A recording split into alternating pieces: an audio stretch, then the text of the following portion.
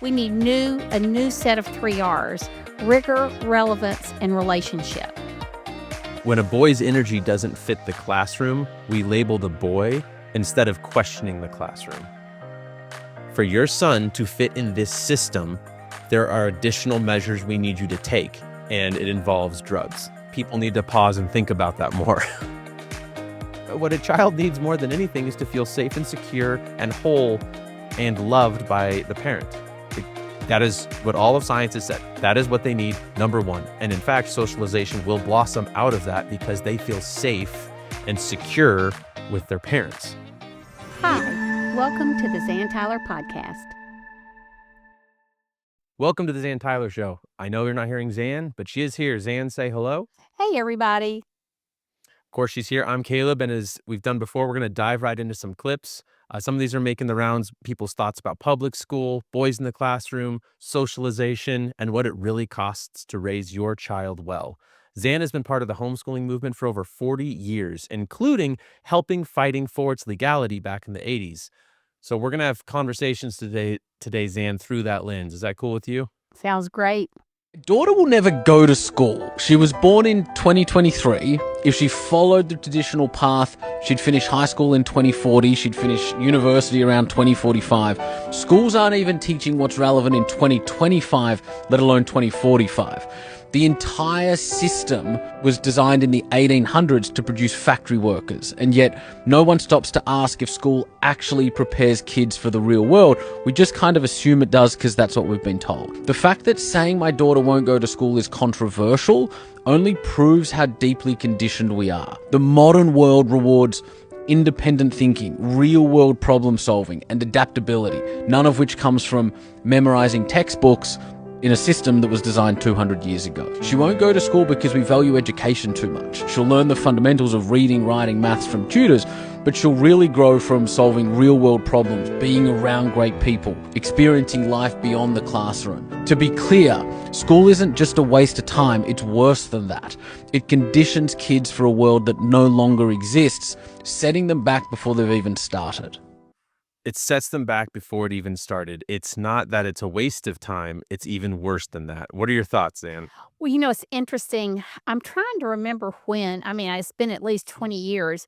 Bill Gates came out and called American high schools obsolete. I think this might have been in the late 1990s. I'm not using him as a role model. I'm just telling you what he said as a businessman. He said we need a new set of 3 R's: rigor, relevance, and relationship.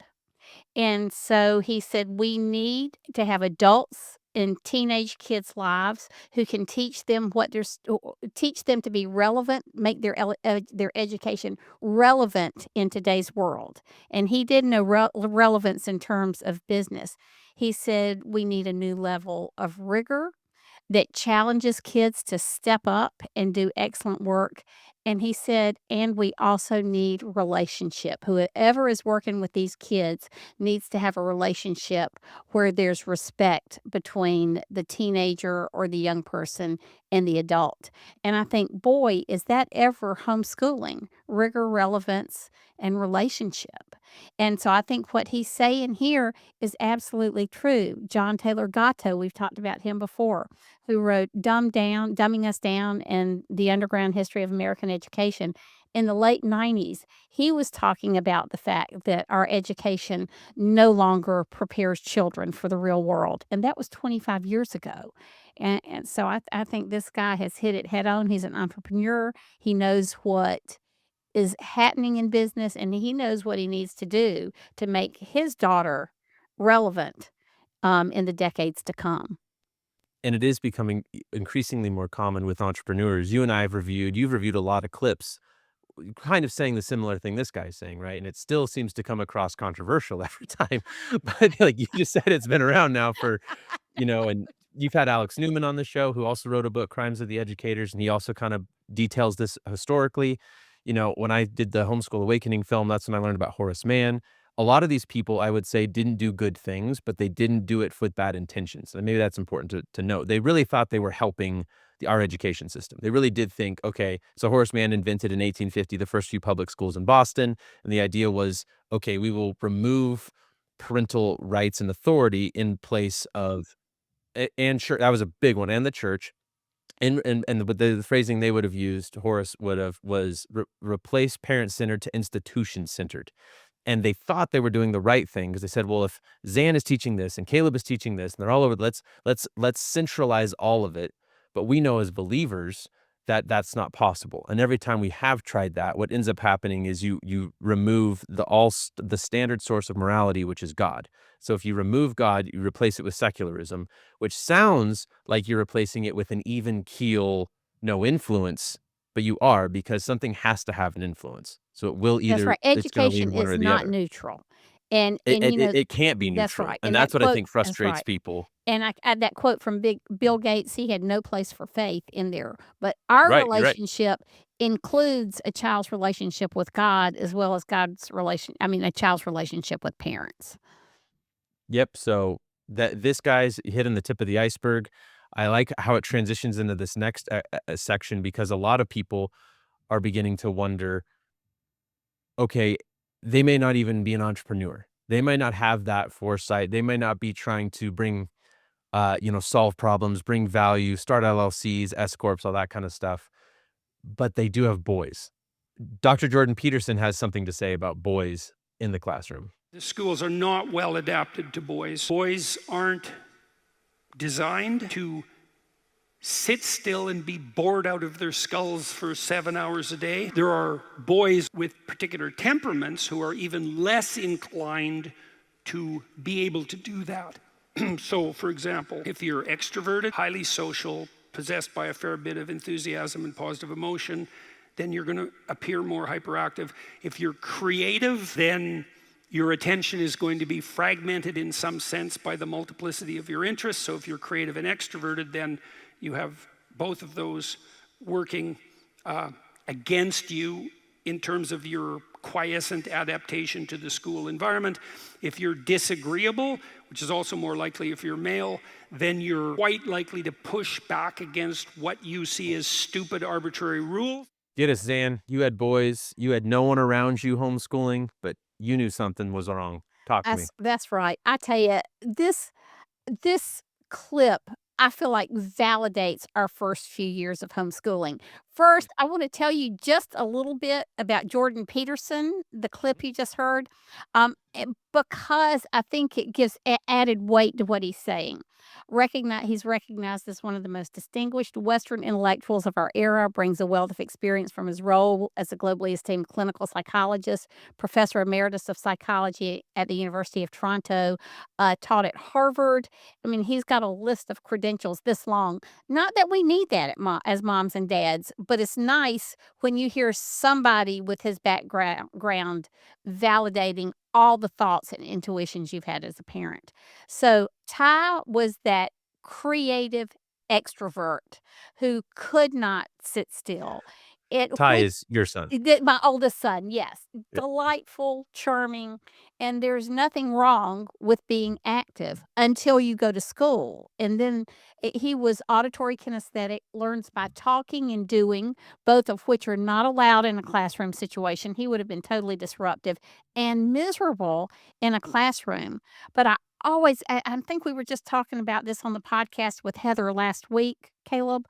But part of what really spoke to me as a young mom with no educational experience at all when I was trying to decide, do I hold Ty back for a year? And then homeschooling came in the picture.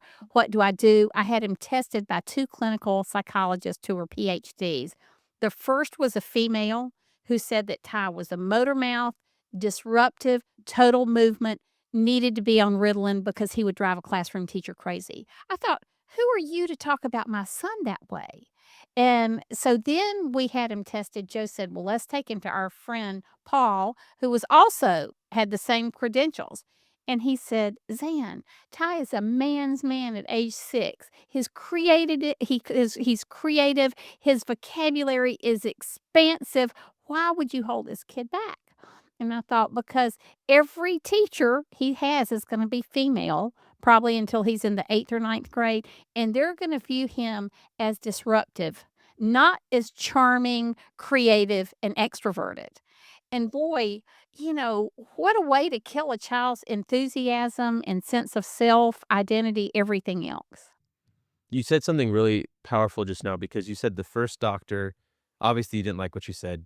For one, to be honest, it's insulting. Let's just call it what it Yes, is. Like, yes, there's a yes. million other ways she could have said those things. But if she was rude and insulting, but she said something I thought that's actually true at the end.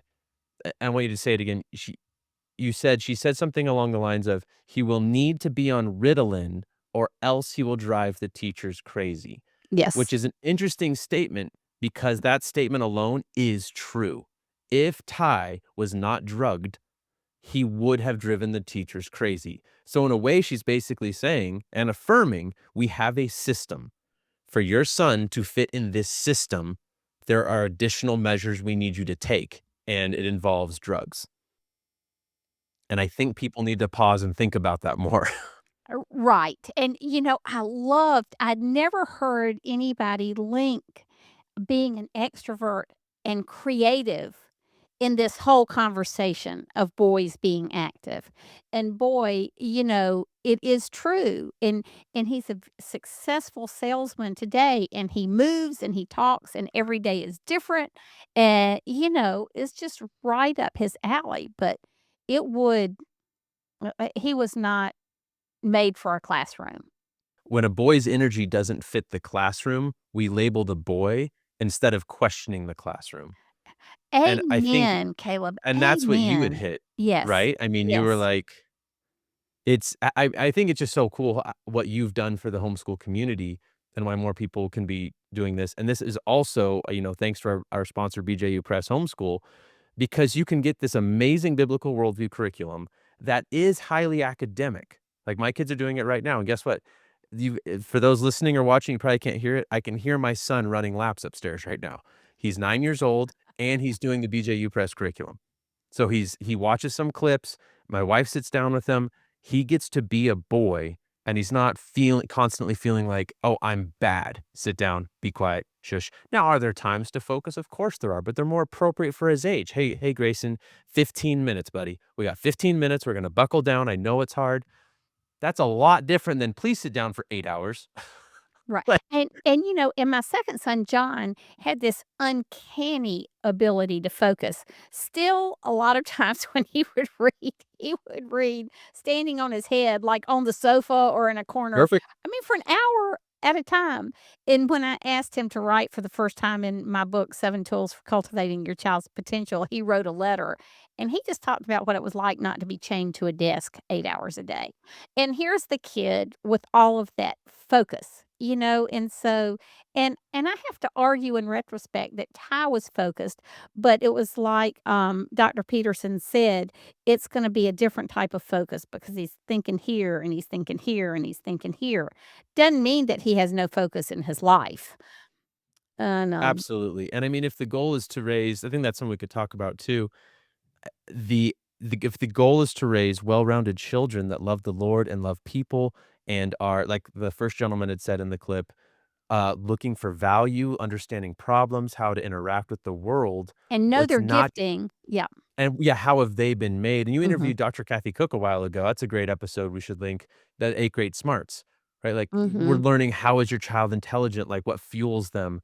It's impossible for a school system to do that because they have to somehow teach 20 some odd, a small school's 20 kids. There's a lot of schools that are 32 plus kids in one classroom. And so, of my heart goes out to those teachers. They are doing the best they can. Like, this is not an anti-teacher movement.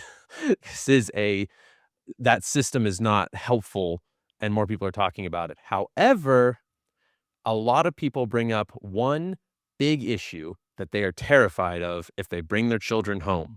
What is that issue, Zan? It's the S word. It's socialization. Yes. And Nick Freitas, Green Beret, awesome guy. He agrees, and he homeschools as well. And here's what he has to say about it.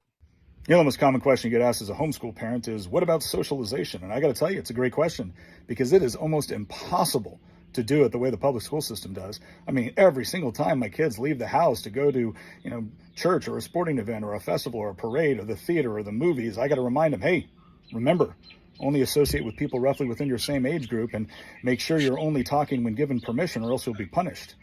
I mean, replicating that kind of model, which takes place nowhere else in society, it's tough. What did his He's mug say? Something zero sarcasm today or something. I don't know. 0 days without Oh, sarcasm. yeah. He's absolutely right, and my kids, we were blessed we started this way. It doesn't really trigger even in their brains to raise their hand to ask permission to use the restroom. Like, Right, right, what an right. odd now they are learning, and every homeschool kid I've met is learning to take turns when they speak. They're Yeah, learning to right, right. listen to others. Manners are important. We're Manners. not talking Manners about are manners. wildly That's different right. than Yes. Yes. gotta get a hall pass. Yeah. I Yes. just that was, before we had decided, uh, to do this. This was the biggest thing that kept coming up is what about socialization? And it took one parent to tell me, "Caleb, please tell me where anywhere in life you have socialized the way you did in school." And it forced me to think, okay, when was I only around my age in a very weird hierarchical, almost caste system that we've made, and where I basically learned everything inappropriate that I knew I learned at public school. So it's like, okay, what did I learn about socialization? These are the things I keep away from my family. These are the things I never tell my parents. I should only ever talk to kids my age.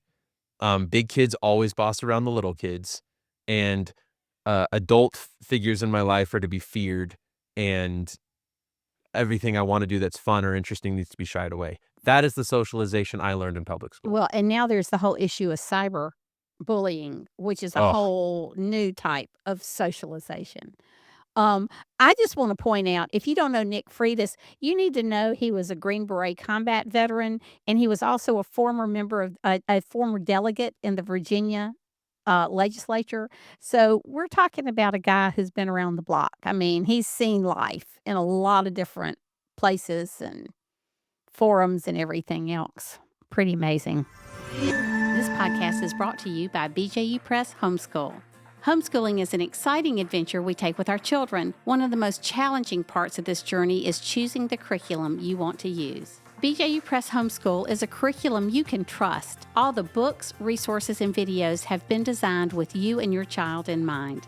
Their curriculum is educationally robust and rich, taking into account that children have different learning styles, strengths, and needs. Mom, you are in charge. BJU Press Homeschool is here to come alongside and support you. Do you need help with the teaching load, or is there a subject you just don't want to teach? Their amazing video courses are available for all grades and almost every subject. BJU Press Homeschool believes that homeschooling can produce a new generation of students who know God, love their neighbors, and stand firm in their faith. For more information, go to bjupresshomeschool.com. That's bjupresshomeschool.com. So, Caleb, I was just at a leadership forum in Minnesota speaking for them. And one of the things that has changed over the years is the homeschooling community.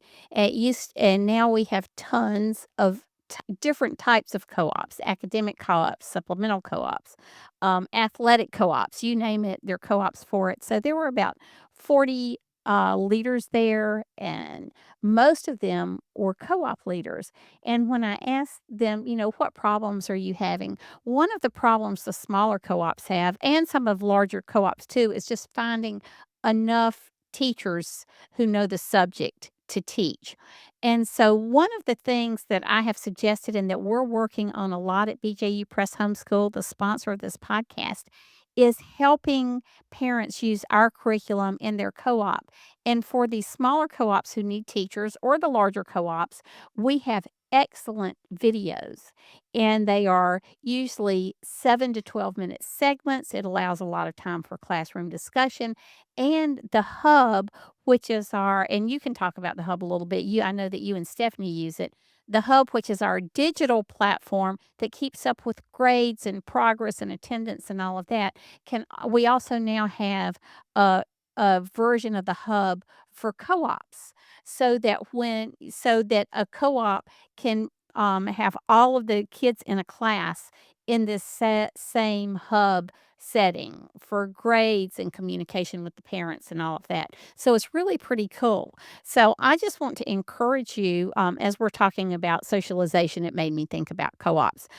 If you're looking for a solution for your co op in terms of curriculum, that's biblical, a curriculum you can trust, and you need help with teaching, which would be the videos, and our video teachers are great, make sure you contact us. I'll put some information in the show notes, and you can also contact Eugenia Chisholm. We'll put all the contact information in the show notes for you. Perfect. So and like with the episode that we did a little bit ago with that pediatrician in Canada who had spent a lot of time studying socialization, particularly, remember he had said, we keep saying this word as if like we've been taught or coerced. I don't know. We somewhere along the lines, we elevated socialization to this very strange place. And it's like, if you ask people what it means, it's like, what even is that? And usually like, "Oh, interacting with others, being around other people." It's like, "Well, then leave your house." Like, what a child needs more than anything is to feel safe and secure and whole and loved by the parent. Like, that is what all of science has said. That is what they need, number 1. And in fact, socialization will blossom out of that because they feel safe and secure with their parents. So, just And a lot of socialization is time, important, but let's yep. not elevate it to some strange level. And, a lot of times people are saying, "What about socialization? Do your kids have any friends?" And yes, That's the big you're right, that's the big one. and our kids do have tons of friends, and my kids had tons of friends even when there was nobody else in the world homeschooling, just because they loved people. And, but also now there's tons of community within the homeschooling community. Right, so, I mean, you just nailed it. When you were doing this, and you were doing it while simultaneously fighting to make it legal, so you didn't have homeschool neighbors. I'm surrounded by homeschool neighbors. It's just no one even looks at us strange when we say we homeschool. In fact, the word usually you get, "Oh, we thought about doing that," or "So do we." Like, it's a lot of the stigma is going away. However, as we transition into this next clip, Dr. Erica, there is still something that I believe bubbles beyond the surface of socialization, how will they do academically, I don't feel equipped, all of these lies that we've basically been taught by the system. Um, the bigger one is the quiet thing that's not said out loud, Zan, is, am I going to lose myself? Like, that sounds hard. Like, that sounds like I don't get to do as much of what I want to do because I'm not dropping my child off from 7:45 till 3:30, 5 days a week. And it's truth that is real. And, The Diary of a CEO, he interviews a lot of people. He interviewed this expert on that about what children actually need. What exactly are you inconveniencing with your truth? That you have to sacrifice time and money and freedom, that if you want to raise healthy children, it's going to require discomfort and frustration and sacrifice. And what's interesting is that what's also happened is because we're raising our children in such a selfish, self-centered environment, young people are more fragile. They are more emotionally fragile. More of them have attachment disorders. They can't bear frustration. They can't bear pain. They can't bear sleeplessness. The idea that you have to get a baby nurse because you can't get up in the middle of the night with your own baby. And that's become the norm in certain socioeconomic circles. And today parents are very isolated. So you would have your mother staying with you, or you'd have your sister staying with you, or you'd live in a big house and there'd be people to support you. I started a nonprofit recently because I found that so many mothers, it's called Attachment Circle, so many mothers feel so isolated that dealing with the pain and the discomfort of mothering alone is too much for them. So we live in a very strange society where people are separate from one another in their own houses and apartments, and they don't depend on one another because dependency is a bad word. But there is also this issue of how are we producing such fragile youth that even the discomfort and the frustration of raising children is too much for them. Wow. Even the raising a child has become too frustrating for them. Mhm. Well, I learned one of the early lessons I learned in homeschooling, Caleb, was that God was much more concerned about my faith than my comfort. And I didn't like that. I thought, "Wait a minute, wait a minute," and he assured me that was really true, and you start looking at Wow. Moses and Noah and Esther and all these biblical characters in the Old I Testament. mean, all of them. Yes, all of them. That's right, that's Every right. single one since Adam. Daniel, God was more concerned about their faith and their Mm. faithfulness than their comfort, and, you know I mean, that's the reaction clip right there, Zan. The she's saying the quiet things out loud. Of course, there's a couple things simultaneously happening. One, she's affirming, which we believe as believers, life is hard. And the sooner you accept that life is hard, actually the easier it gets. So I can only imagine, like, the sooner you accepted, I'm gonna homeschool and I'm gonna have to go to the legislator. Once the sooner you accepted it, I'm sure it was still hard, but it probably got less hard once you expected it, right? You're like, I'm gonna have to wait a long time. Today's a long day. Lord, get me through it. the legislature was actually easy after the threats of jail and court. But it was a long game, and we're not used to Right. long games. So, what is it, Peterson's book, A Long Obedience in the Same Direction? Did I get that right? Hmm. And, we talk about this all the time. We've lived in an instant society where things are Yep. quick and easy and pleasant, and that's how we think everything should be.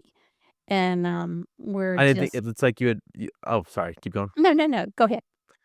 It's like we had mentioned before too when Charlie Kirk had reacted to something, someone basically remember that young woman had basically Mhm. say, I kind of looked at a certain way because I was homeschooled. What would you say? And all his answers were long game answers, all of them.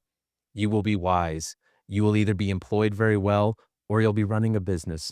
You'll be bringing value. You'll be well adjusted. You'll have a solid faith. It was all the long game because we are conditioned for the short game. What's comfortable for me right now?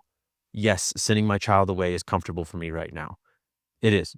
There's whole classes on it. There's whole support groups on like the pain you feel those first few weeks when you send your child away, and then they all convince you and move you so you can be more comfortable in who you are. At the end of the day, this is hard, and I just want to encourage the listeners too. You know, it's supposed to be. It's okay that it's hard. And as Zan had pointed out, the world is different now. So find that community. I mean, Zan, you and Nancy have talked about it a lot. You don't need some massive, unless you're just a social butterfly, which a lot of homeschool families are, let's be honest, and that's okay. My wife needs one or two homeschool moms. That's what my wife needs. Now, our parents are wildly supportive. They help with the kids. They helped when they were little. They live here with us, near us in Colorado. But if you're lonely out there, and my wife talks about this all the time, don't be. You can choose to not, and it's gonna take work, but be okay with it taking work. If there's no other co-ops, you're probably gonna be the one to start one, and that could be a little uncomfortable, and as Zan had pointed out, our sponsor, BJU Press, will hook you up, like but maybe you don't even need the full curriculum. Maybe you're just like, "Hey, twice a month, I just need a mom's hang so people can feel comfortable." You don't have to do this alone. Be okay with it being difficult, and go find your community. That's right. I will say this too, because sometimes I think we lose the value of prayer in our lives. Um, And, our relationship really, there was that saying, when it's you and God, you have a majority. Um, and so I will say that when things are hard, it really forces us on our knees as believers, where we need to be and where we get our strength. And, I wish I could say I was this amazingly strong person. It was really hard, and there were days I wept and wept and wept. But, God says Mike Knott, who was my boss at Homeworks at BJU Press. He always says that our weakness is a magnet for God's grace and strength. And it's so true. I saw him do amazing things, open doors that should have stayed shut, made, as that verse says, made rough places smooth. and provided me, my parents, bless their souls, were so supportive of my homeschooling. The whole world thought I was crazy, but I had them, and it was so meaningful to me. And so sometimes you have a big community and sometimes you have a small community. And then the Lord was just gracious to continue to build that community and add friendships. Donna and Marnie have been my two prayer friends. Feel like prayer warriors for me for 40 years. Those, those are the treasures that come out of hardness and loneliness. And I think that sometimes we miss that in our conversations and wanting to get things done and meeting our to-do lists and everything, that God really is the ultimate superintendent of education in our lives and in our kids' lives. Amen. So before we go away, make sure you subscribe to the Zan Tyler podcast. Share this with your friends. If you've already been listening to Zan's show, we hope this was encouraging. A lot of this was just reaffirmation, which as a homeschool dad, I need constantly. It's okay that you have hard days. It's okay that, how can we recap here? It's okay that you have hard days. Lean on the Lord first and then find some community. Boys are boys are boys are boys. So let them be boys and just pray for some ideas and wisdom. Maybe you got to wrestle a little bit. Maybe you got to have, and it's okay that you're on the right path and it's difficult, and just know that we're praying for you. The end. Caleb, I love doing this with you. And I love watching you and Steph with your 5 children that you had in 5 years. And it's just very encouraging. I was there, but she had them. Yeah, I was there. She did have them. Yes, she did. but Okay. I love watching your family during this whole journey. Well, thanks, Zan. Until next time. Bye.